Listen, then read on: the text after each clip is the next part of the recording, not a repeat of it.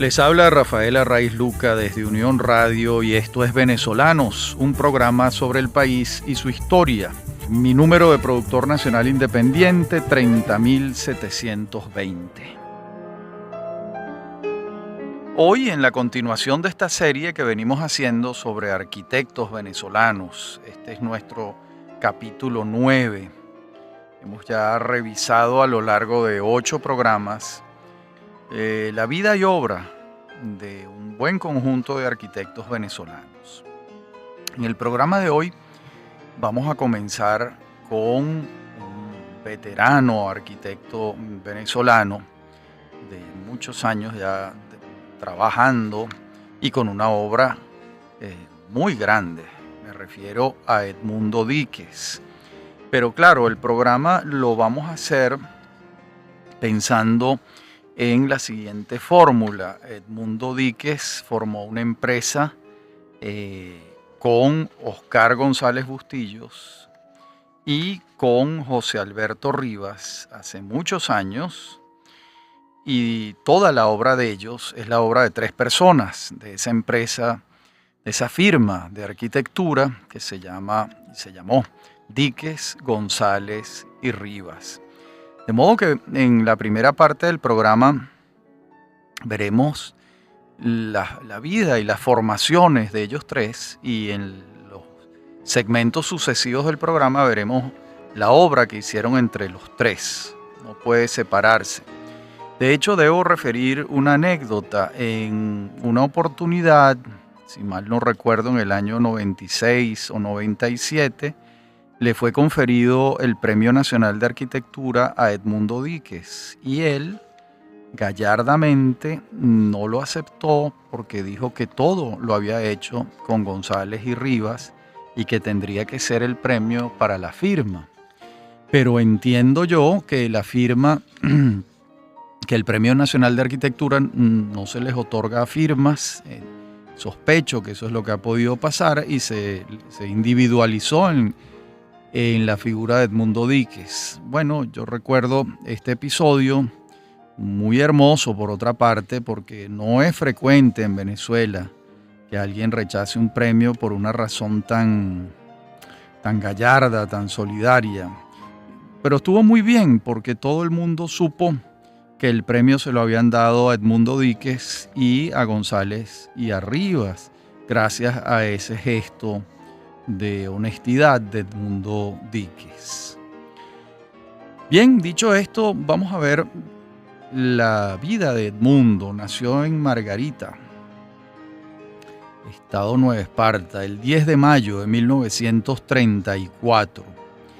Y lo vamos a encontrar en 1952, es decir, a los 18 años, cuando inicia sus estudios de arquitectura en la Facultad de Arquitectura y Urbanismo de la Universidad Central de Venezuela, y se gradúa de arquitecto en 1958.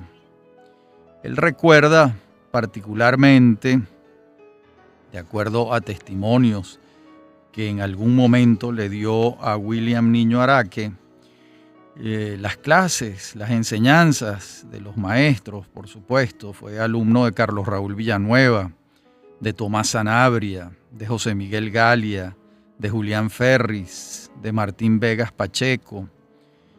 De modo que allí pues contó con una plantilla de profesores, como vemos, de primer orden. Una vez graduado, Edmundo Díquez se va a Inglaterra y allá va a estar entre el año 58 y 59. Y hace un posgrado en arquitectura tropical en el Architectural Associates en Londres. No se especifica si se trata de una maestría o una especialización. En todo caso lo designan como un posgrado, y en arquitectura tropical. Y luego lo vamos a tener entre 1959 y 1960 respaldado por la Universidad Central de Venezuela para realizar un viaje de estudios que le va a permitir vincularse con la experiencia europea. Y a su regreso, en 1960, comienza su actividad docente como profesor de composición arquitectónica y diseño de interiores en la Facultad de Arquitectura y Urbanismo. Por cierto, la firma Díquez, González y Rivas en materia de diseño de interiores tiene una de sus grandes fortalezas. Eso lo veremos cuando listemos sus obras, que son centenares, no estoy exagerando, centenares de obras. ¿Cuándo se funda esta empresa? En el año 1961 se funda la firma Díquez, González y Rivas. Ellos van a obtener un primer gran éxito en su trabajo con el edificio El Alcaraván. Ese es un edificio de apartamentos en Chuao, está en la avenida principal de Chuao. Es un edificio de 1967. Sobre este edificio, William Niño, en su diccionario de arquitectura venezolana, incluido dentro del Diccionario de Artes Visuales publicado por Monte Ávila Editores y la Galería de Arte Nacional en 1984, dice lo siguiente sobre el edificio El Alcaraván. La composición de gran plasticidad de esta edificación se obtiene por la utilización de medios muy simples. Primordialmente las proposiciones de unos volúmenes muy altos recubiertos en ladrillo y el espaciamiento de llenos y vacíos que acusan en el edificio un tono monumental, raramente obtenido en alguna edificación destinada al uso de vivienda. Tomando en conjunto este apretado ensamblaje de masas verticales expresivamente articuladas, el Alcaraván puede considerarse como una reacción en contra del suave anonimato de la arquitectura moderna. Esta reacción se asocia claramente a la manera del modo post-brutalista de influencia kaniana. Independientemente de las cualidades formales de la arquitectura de Díquez, el perímetro de la misma surge como consecuencia de la función y de la orientación de los ambientes. Los frecuentes entrantes y cambios de volumetría resultan una ventaja desde el punto de vista de la protección climática. El lenguaje arquitectónico de Edmundo Díquez se puede identificar a través de aspectos que se han ido desarrollando a lo largo de su trayectoria. Bien, es un hermoso párrafo para señalar este edificio de apartamentos. Los transeúntes lo pueden ver muy claramente y al verlo ustedes van a distinguir la maestría arquitectónica que hay allí. Es un edificio de pequeña estatura. Yo creo que podemos estar hablando de 10 pisos. Está en la avenida principal de Chuao, donde hay un semáforo. Ese semáforo organiza el flujo vehicular de Santa Marta y de Lomas del Mirador y de la avenida principal de Chuao. Ahí lo tienen a mano derecha, en el sentido de quien va de Chuao hacia Plaza Las Américas. Ahí está el edificio El Alcaraván, verdaderamente una joyita de la arquitectura caraqueña. Bien, veamos ahora a Oscar González Bustillos, quien nace en 1933 y es compañero de estudios de Edmundo Díquez en la Universidad Central de Venezuela. Igual que él, en 1959, ya egresado como arquitecto, ya graduado de arquitecto, inicia su actividad docente como profesor de composición arquitectural, allí en la Facultad de Arquitectura y Urbanismo de la Universidad Central de Venezuela. Él tiene una actividad gremial también importante, Oscar González Bustillos, ya que en 1961, el año en que se funda la firma Díquez, González y Rivas, es electo vicepresidente de la Sociedad Venezolana de Arquitectos. Y también hay que señalar que en el año 1962, González Bustillos y sus socios obtienen el primer premio del concurso realizado para la construcción del pabellón Venezuela. Y ese es el pabellón para una feria en Nueva York. Esto se va a instalar unos años después, lo veremos cuando hagamos la lista de obras, pero lo adelantamos, ¿verdad?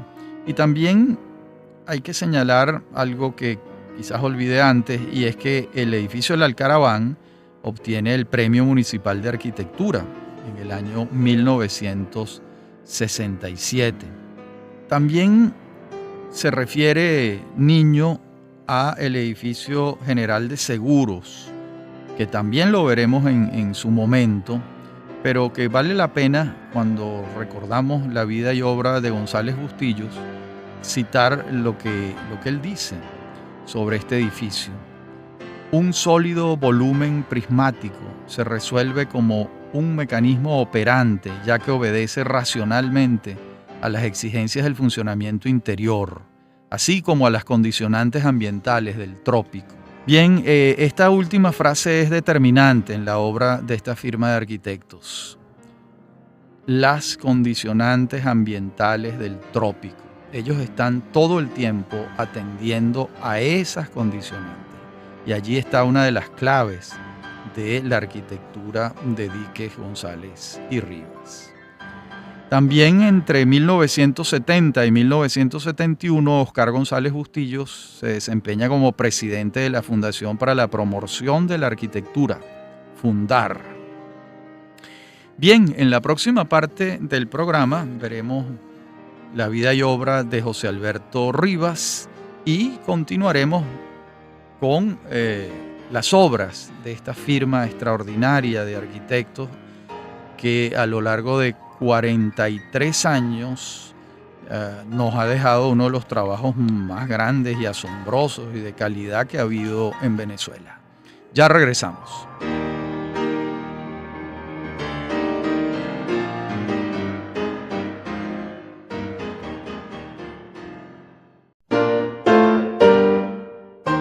En la parte anterior del programa trabajamos muy brevemente la hoja de vida de Edmundo Díquez y de Oscar González Bustillos. Ahora lo haremos con José Alberto Rivas, quien nace en San Juan de Puerto Rico el 27 de agosto de 1935 y estudia primaria y secundaria en los Estados Unidos y a principios de los años 50 se traslada a Venezuela siendo un muchacho. Y ese año, 1950, ingresa a la Facultad de Arquitectura y Urbanismo de la Universidad Central de Venezuela y se gradúa en 1960.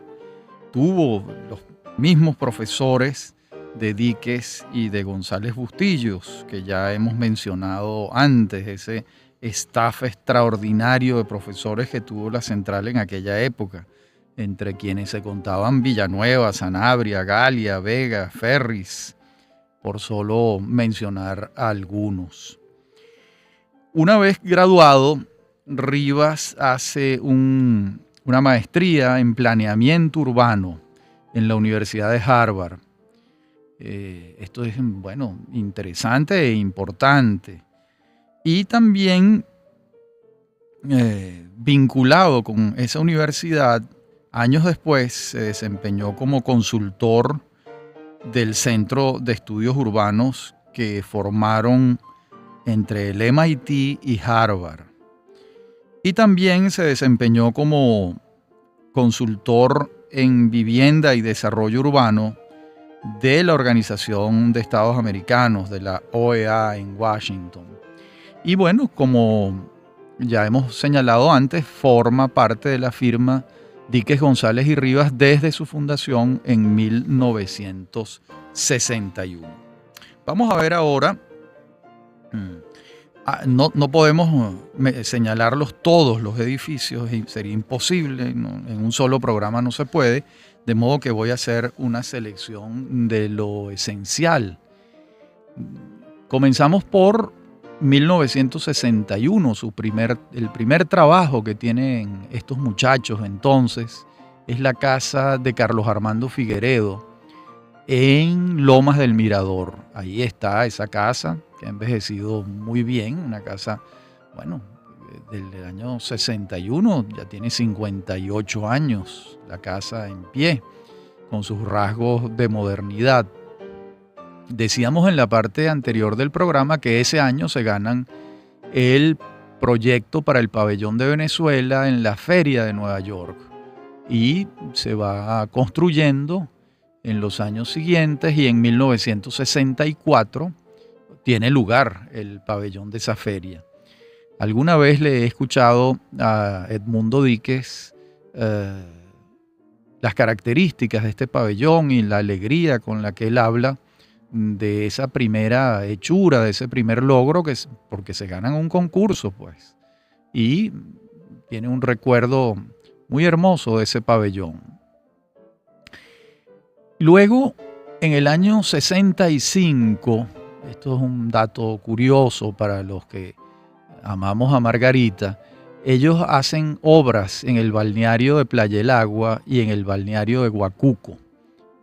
Allí hay en las esquinas de Huacuco y Playa del Agua hay unas construcciones, probablemente todavía están en pie, no estoy completamente seguro, que las diseñaron estos jóvenes arquitectos que estaban empezando su vida profesional. Diseñaron también un hotel en Juan Griego que no llegó a construirse y en el año 66 el edificio Alcaraván, del cual hablamos en la parte anterior del programa y ponderamos notablemente. En el año 67 también comienza una faceta de la firma que es muy importante, que es el diseño interior. Y ellos son los diseñadores del legendario, inolvidable Drugstore en el centro comercial Chacaíto. Bueno, para quienes tenemos la edad que tenemos, imposible no recordar este sitio que fue emblemático de toda una generación de jóvenes en los años 60, 70, 80, incluso creo que llegó hasta los 90.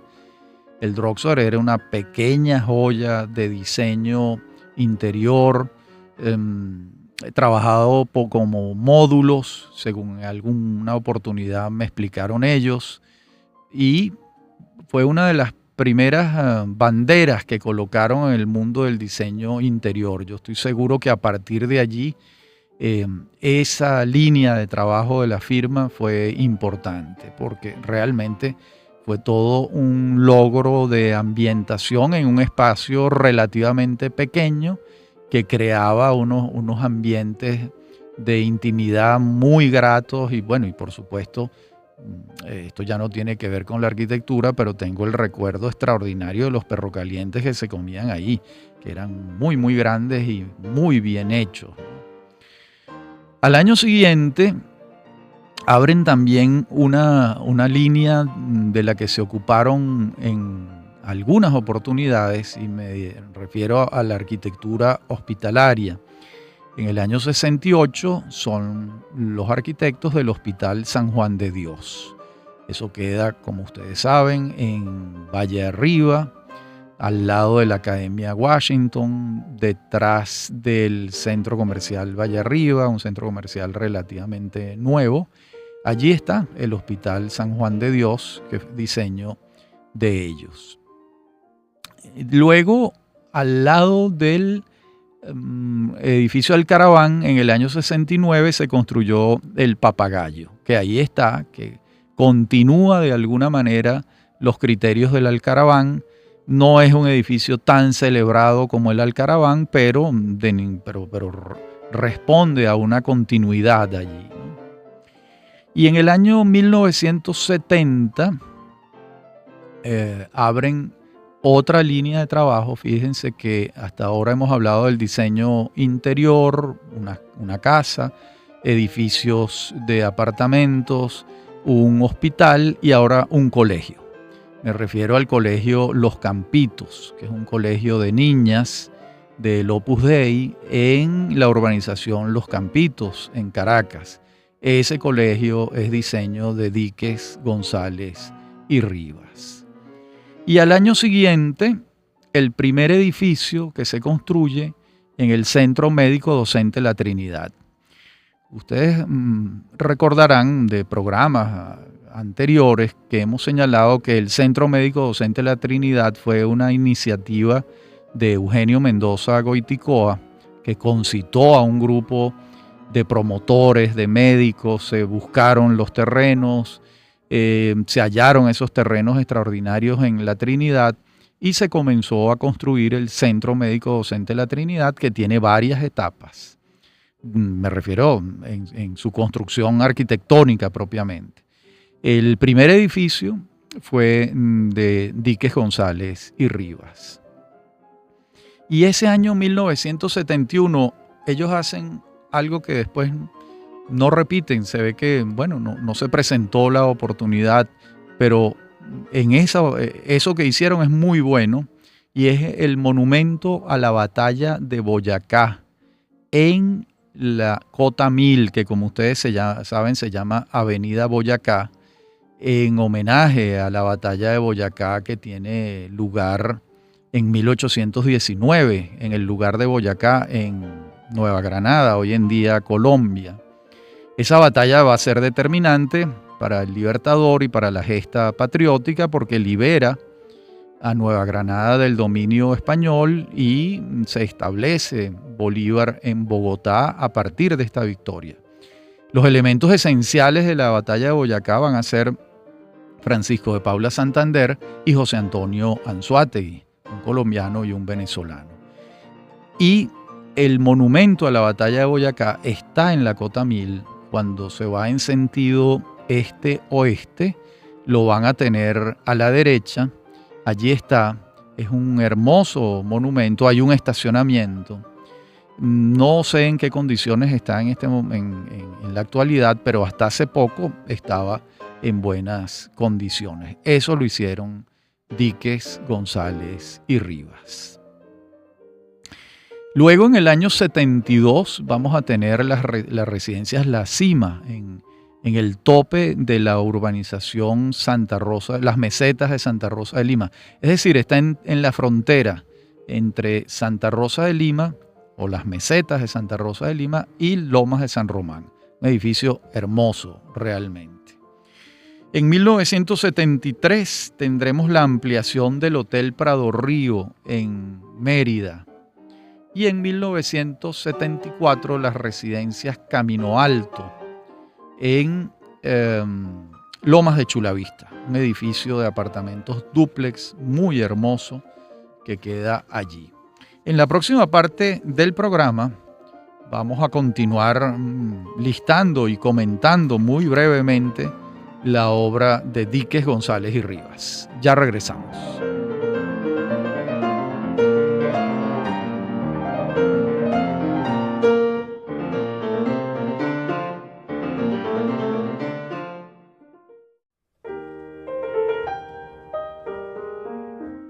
En la parte anterior del programa veníamos haciendo la lista de obras de Díquez, González y Rivas. Y comenzamos en el año 1974, cuando concluyen el edificio general de seguros. Eso es uno de los edificios oficinas más hermosos de Caracas. Queda al lado de un edificio de Jimmy Alcock y al lado del Cubo Negro en Chuao, en el sector de oficinas de Chuao. El edificio general de seguros es uno de ladrillos que está allí, muy hermoso. Es un edificio de 24.500 metros cuadrados de construcción, un edificio grande, hermoso, que es un ícono de la arquitectura caraqueña que se identifica. Realmente esa zona es muy importante porque ahí hay varios edificios de significación. En el año 75 vamos a tener una casa, una vivienda unifamiliar particularmente hermosa en Lomas del Mirador, que es la casa de Pedro Pablo Tenreiro, y el edificio Camino Real en las mesetas de Santa Rosa de Lima. En el año 76 vuelven con la línea de arquitectura hospitalaria y hacen la ampliación de la Clínica Ávila. ese edificio que está al lado, hermoso, sólido, al lado del edificio del primer edificio de la Clínica Ávila, es de Díquez, González y Rivas. Y en Margarita ese año van a construir el edificio Farallón Centinela, que es muy hermoso también. Y ese año, digamos que este es un hecho excepcional dentro de la obra de ellos, que hacen un edificio industrial, porque no se dedicaron mayormente a esta área. Es el edificio industrial Sabirán en La Victoria, estado Aragua, en el año 76. Y en el año 78, un edificio importante, y es el Hotel Caracas Hilton en su segunda etapa, la torre grande del Hotel Caracas Hilton, hoy Hotel Alba Caracas. Esa torre, que está al lado del primer Hilton, es de Díquez, González y Rivas. Es un edificio imponente, hermoso. Bueno, el diseño interior del hotel es de primer orden, de eso no tenemos la menor duda. Y ese año 78, también un edificio que se avista desde distintas zonas de la ciudad, que es el edificio Seguros La Paz. Estamos hablando de 90.000 metros cuadrados de construcción. Esto queda sobre la avenida Francisco de Miranda, ya llegando a El Marqués.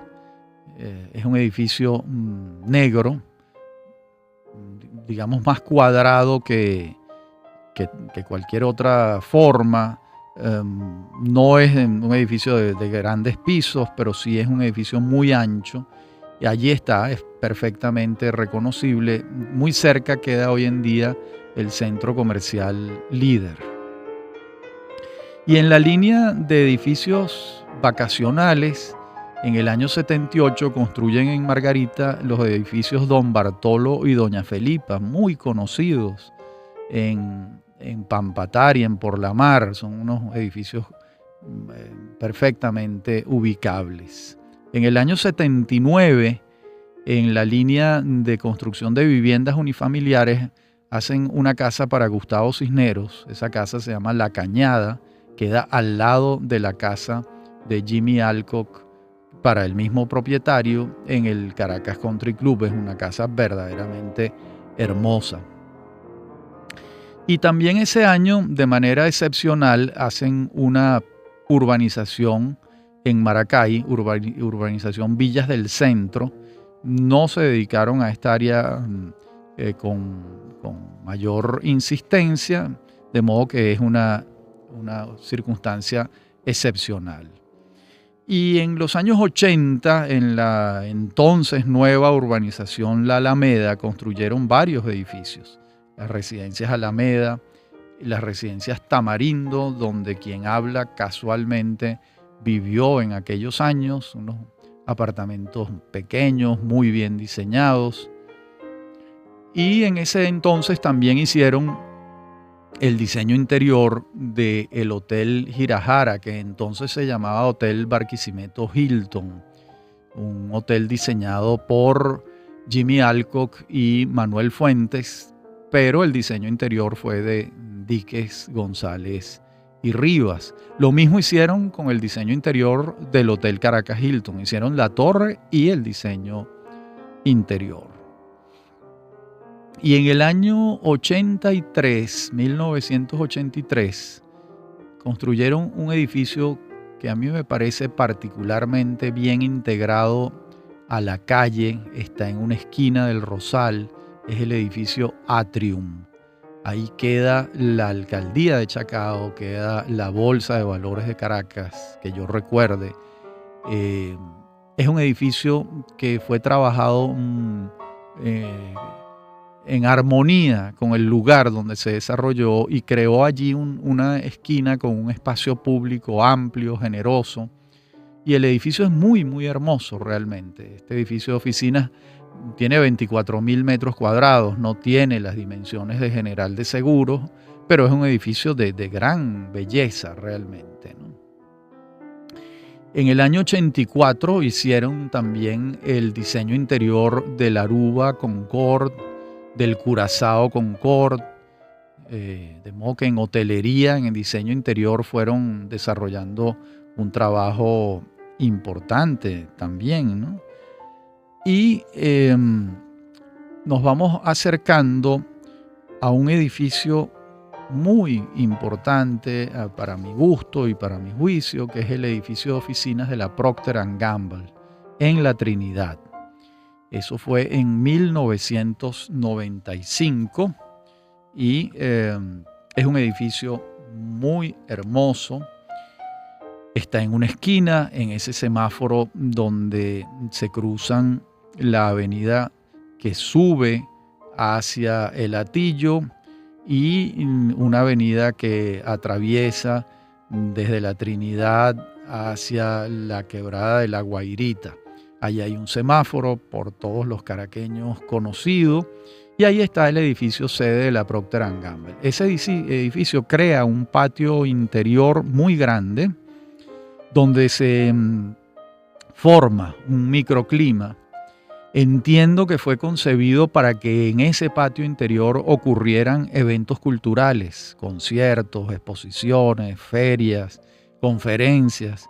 Pero dada la naturaleza de la empresa Procter & Gamble, esto yo creo que no ha prosperado demasiado. Sin embargo, ahí está el patio y cuando uno visita esas oficinas por algún motivo profesional o laboral, uno se da cuenta de que allí se creó un espacio interior importante, perfectamente premeditado por los arquitectos. Estamos hablando de un edificio muy grande, son 65,000 metros cuadrados de construcción y de oficina. Y yo creo que en el sur este de la ciudad, este es un edificio pues, de la mayor importancia.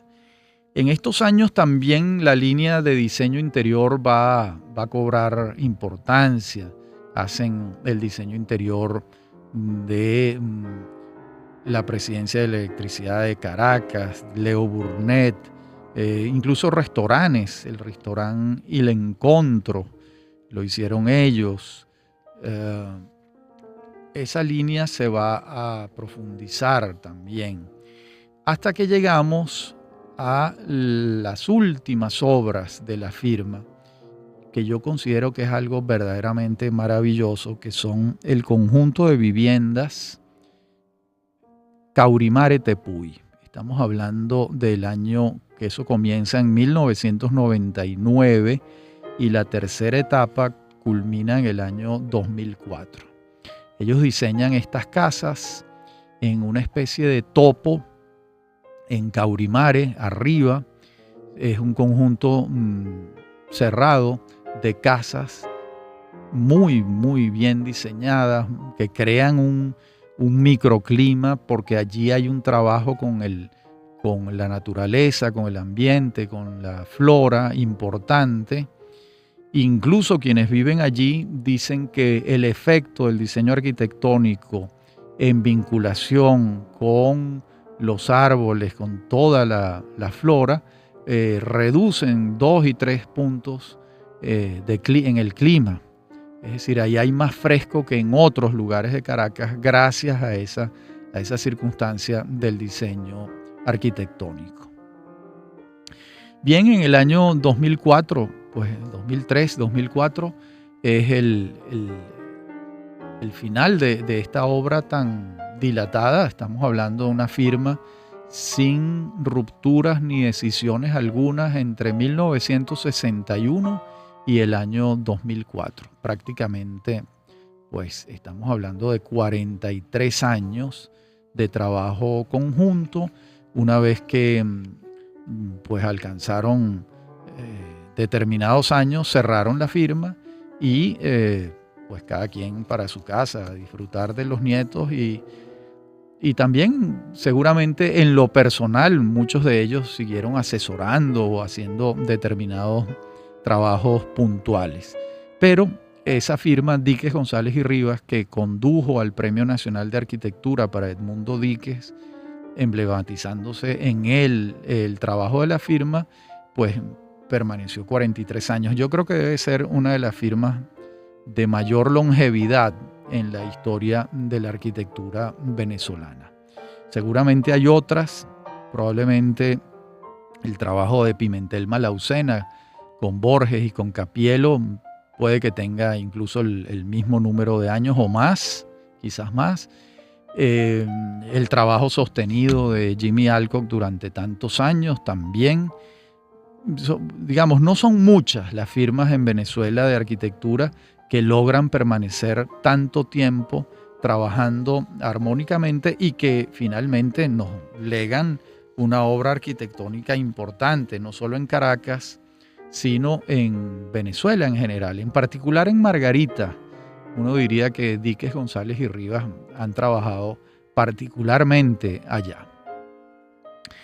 Bien, en la próxima parte del programa, en la última, nos dedicaremos a la vida y obra de otro arquitecto venezolano, como es Jesús Tenreiro Dewitz, nacido en Valencia, estado Carabobo, en 1936 y fallecido en el año 2007. Ya regresamos.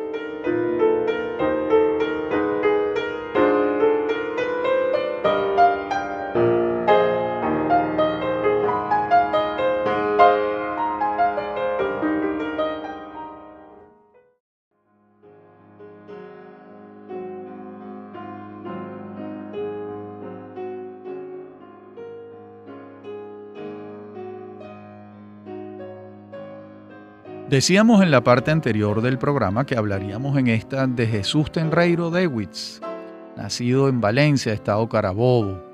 Inicia sus estudios en la Facultad de Arquitectura y Urbanismo de la Universidad Central de Venezuela en 1952 y se gradúa de arquitecto en 1957. También fue alumno de Galia, de Sanabria, de Volante, de Fuenmayor. Y en 1956 señala Niño Araque que a través de la revista venezolana Integral descubre a Luis Kahn, un arquitecto que va a dejar en él una profunda huella en lo que respecta al modo de retomar la tradición universal, dice Niño. Y en 1957 lo tenemos como integrante del grupo que recibe el Premio Bienal de Sao Paulo por el proyecto Centro Poblado para los Trabajadores de las Minas de Naricual. En el año 58, ya graduado, es becado por el CDCH de la Universidad Central de Venezuela y viaja a Europa para formarse. Y allí profundiza más en la obra del maestro americano Louis Kahn, que se señala como una de las piezas importantes de sus influencias, ¿verdad? Y a partir del año 59 está en la actividad docente en su casa de estudios, su alma mater. Y va a ser uno de los principales defensores de la artisticidad en la arquitectura, una visión que asume la arquitectura como realización artística total, digámoslo así, que coloca más el énfasis en lo artístico de la arquitectura que en un sentido, digamos, productivista o consumible o técnico, digámoslo de alguna manera, ¿no?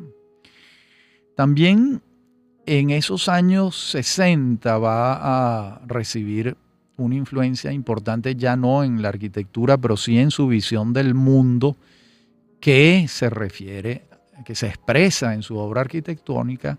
Esa influencia importante va a ser la de la psicología arquetipal de Carl Gustav Jung.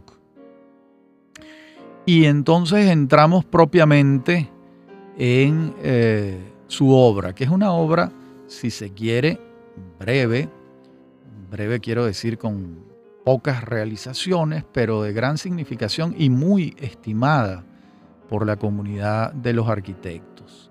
Allí entre el año 64 y 66 diseña y construye 2 casas, una en Cumbres de Curumo y otra en Colinas de los Ruices. Y en el año 66 participa y gana el premio en el concurso para la sede del Consejo Municipal del Departamento Iribarren, en Barquisimeto. Esto, bueno, los barquisimetanos señalan ese edificio con gran orgullo. Les parece un edificio, a mí cuando estaba allá me señalan que es de él, lo saben con claridad. Y bueno, sienten un orgullo por eso, con toda razón.